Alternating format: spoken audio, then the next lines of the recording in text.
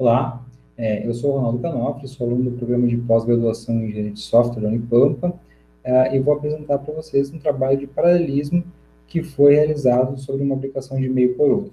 Tá?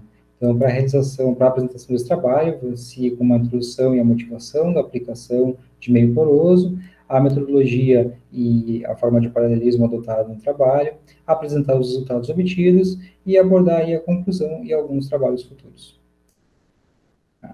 Então, o processo de secagem de grãos, ele é um processo muito importante para o meio agrícola, porque ele proporciona aí redução de perdas, ele proporciona uma melhoria nos resultados da colheita, ele acaba agregando valor ao grão e, principalmente, ele proporciona um melhor retorno financeiro para o agricultor, né?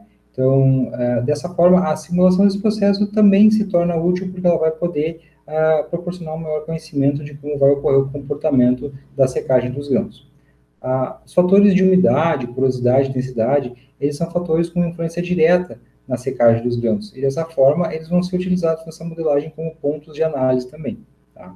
Para realizar essa simulação, podem ser utilizadas duas abordagens. Tá? Uma abordagem de domínios separados, ou múltiplos domínios, que conforme pode ser exemplificado nessa figura abaixo aqui, onde trata de forma separada o domínio livre do meio poroso. Só que nesse caso é necessário aí uma modelagem para fazer a transição entre esses dois domínios. E a outra abordagem é uma abordagem de domínio único, que, como o próprio nome diz, ela trata os espaços livres e o meio poroso como um único ambiente. Uma outra questão que deve ser considerada é o comportamento do fluxo quando passa por corpos cilíndricos. Ele apresenta algumas variações que são consideradas para poder dar uma maior exatidão à simulação. Como pode ser visto na figura aqui, ele tem algumas variações de comportamento. Então, dessa forma, para o desenvolvimento dessa aplicação de meios porosos, né, foi escolhida então uma abordagem de domínio único, que dessa forma trata os espaços livres e os espaços porosos como um único ambiente e não necessita fazer nenhuma modelagem para a transição entre eles.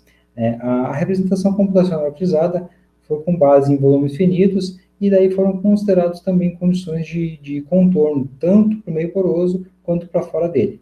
Dessa forma, se chegou aí uma solução numérica, né? Foi realizada uma resolução matemática que considera a pressão, a velocidade do fluxo, a temperatura e a umidade do grão como pontos de entrada, e como pode ser visto na figura ao lado, a cada intervalo de tempo são executados 3 passos que atualizam a pressão, com base na velocidade do fluxo, na continuidade do fluxo e no cálculo de energia. Tá? Então, passando agora para a parte do trabalho de paralelismo, né, foram realizados testes na versão sequencial em busca de identificar quais as rotinas mais custosas, utilizando então a ferramenta gproof, e a gente identificou que todas as funções eram paralelizáveis, mas nem todas apresentavam aí um grande impacto no programa. Então, com o uso do Pragma OMP Paralelo do OPMP, nós paralisamos as principais funções, as mais custosas. Para o desenvolvimento do trabalho, né, foi utilizada uma workstation Intel Xeon com processador de 1.9 GHz, de 6 núcleos, com 16 GB de memória DDR4, com um sistema operacional Ubuntu 20.04 de 64 bits. A configuração dos testes, né, utilizamos um compilador PGF90 da versão 20.9, utilizamos as diretivas O13 e MP para otimizar melhor, e variamos o número de threads até 6. A configuração dos testes foi com uma duração de 4 segundos, com um critério de convergência de 10 a menos 4, utilizando as 4 primeiras iterações. Tá?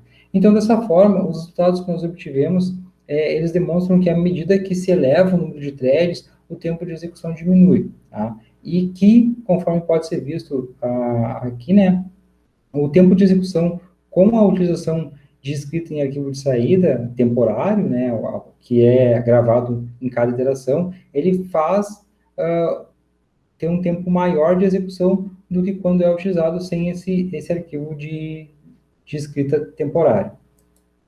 Então, dessa forma, né, o impacto, as considerações que nós chegamos é que o impacto do arquivo de resultados parciais ele é muito grande e ele não é necessário, porque não impacta no resultado. Tá? Outra consideração é que os ganhos obtidos, embora com poucas execuções, eles são relevantes, eles são expressivos, pode ser verificado que existe uma boa diminuição. Então, dessa forma, como trabalhos futuros, a gente pretende realizar aí execuções com um limite superior mais elevado, passando de 4 para até 1.000, né, buscando então garantir uma convergência. Outra questão é fazer uma elevação na escala de dezena para centena ou milhar. E também aí fazer testes em um outro hardware e fazer uma variação na quantidade de threads utilizados para as funções. Tá? Então, aqui são as referências do trabalho e eu fico à disposição caso tenham alguma dúvida.